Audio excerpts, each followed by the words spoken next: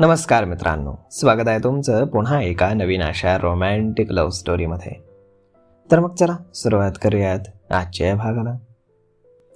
गाथा, तू गेल्यापासून देव एक रात्रही सुखानं झोपू शकला नाही. खूप शोधलं त्यानं तुला. मी पाहिली त्याची घुसमट. फार एकटा झाला होता तो, शिव बोलला. खोटं नाही सांगणार, पण मला त्याचा एकटेपणा पाहवत नव्हता, म्हणून मी त्याच्यासाठी फार स्थळं पाहिली, पण त्यानं लग्नाला स्पष्ट नकार दिला. म्हणाला माझं लग्न झालंय. गाथा माझी बायको आहे. या हृदयामध्ये तिच्याशिवाय कोणीही नाही, माई बोलली. विश्वास होता त्याला की तू नक्की परत येशील, शिव बोलला आणि गाथा उपहासात्मकपणे हसली. हा विश्वास त्यावेळी कुठे होता? गाथा माई आणि शिवकडे पाहत बोलली.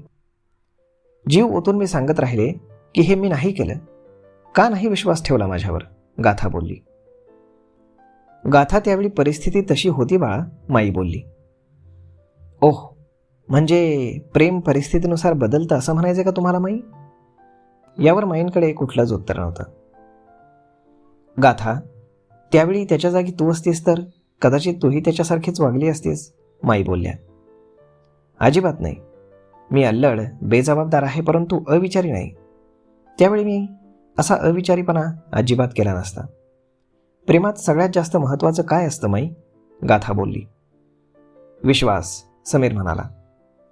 आणि तोच विश्वास माझ्यावर नव्हता. प्रेमात ओढ असणं, हक्क दाखवणं, काळजी घेणं याहीपेक्षा विश्वास ठेवणं खूप महत्त्वाचं असतं.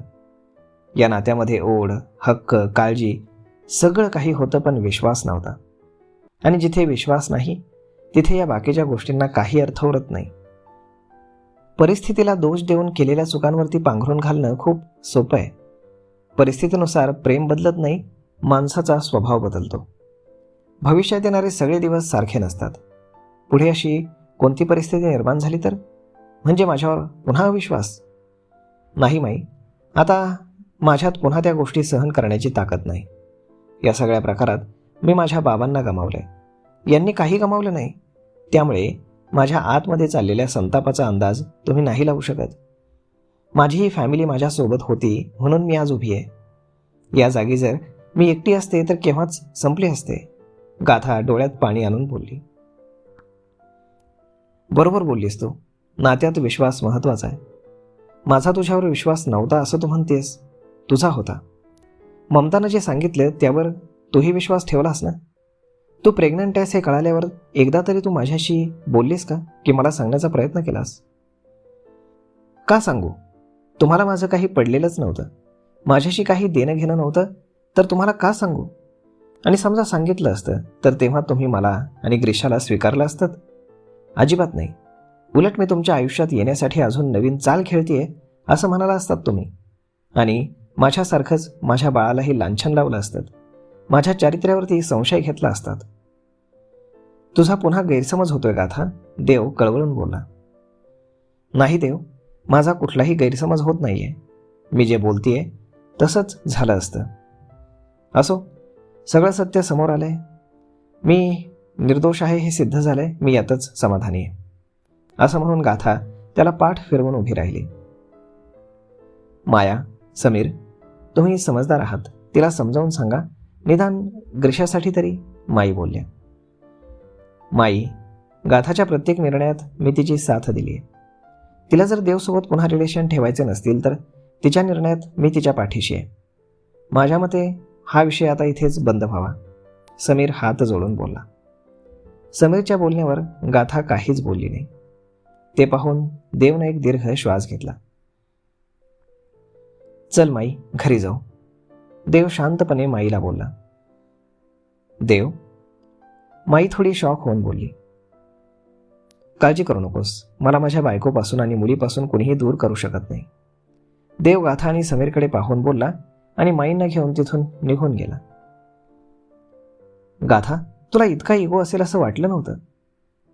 तू तुझ्या इगोमध्ये तुझ्यावर, देववर आणि ग्रीशावर अन्याय करतेस. मला माहीत आहे तुझं देववर अजूनही तितकंच प्रेम आहे, पण तुझा इगो तुला ते प्रेम व्यक्त करू देत नाहीये. असो, पण एक गोष्ट मात्र खरी की आता काहीही झालं तरी देव तुमच्या दोघींपासून दूर राहणार नाही, असं म्हणून शिव तिथून निघून गेला. शिव, देव आणि माई घरी आले. माई फार दुःखी होती.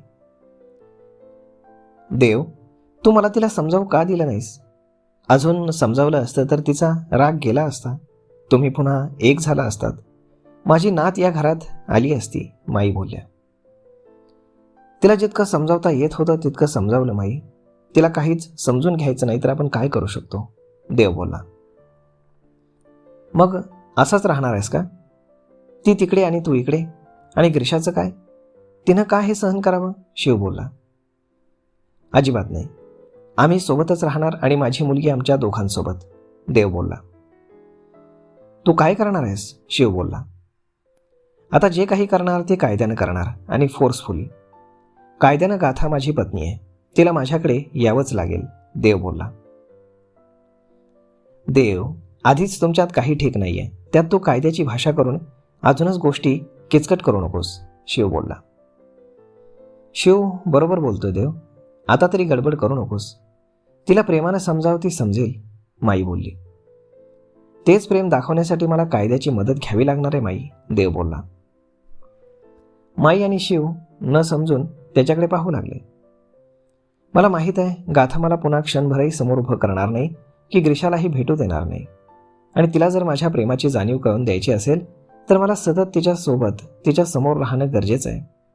आणि ती माझ्यासोबत अशी सहजासहजी प्रेमानं राहायला तयार होणार नाही. त्यासाठी मला तिच्यावर जबरदस्ती करावीच लागेल, देव बोलला.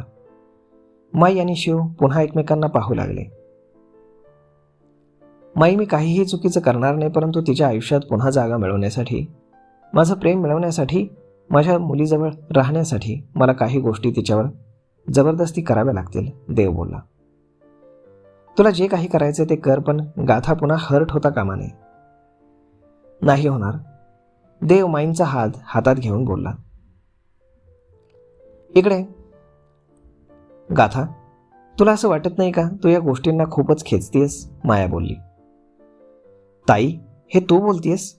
गाथा शॉक होऊन बोलली. बाळा, मला माहीत आहे जे झालंय ते विसरणं फार अवघड आहे, पण त्या गोष्टी बाजूला करून आपण पुढे जायला काय हरकत आहे? अगं, ग्रीशाचा बाबा आहे तो. तू तिला त्याच्यापासून दूर ठेवून तिच्यावर अन्याय नाही करत आहेस का? तिला त्याची गरज आहे. नाही, मला नाही वाटत की मी तिच्यावर कुठलाही अन्याय करते.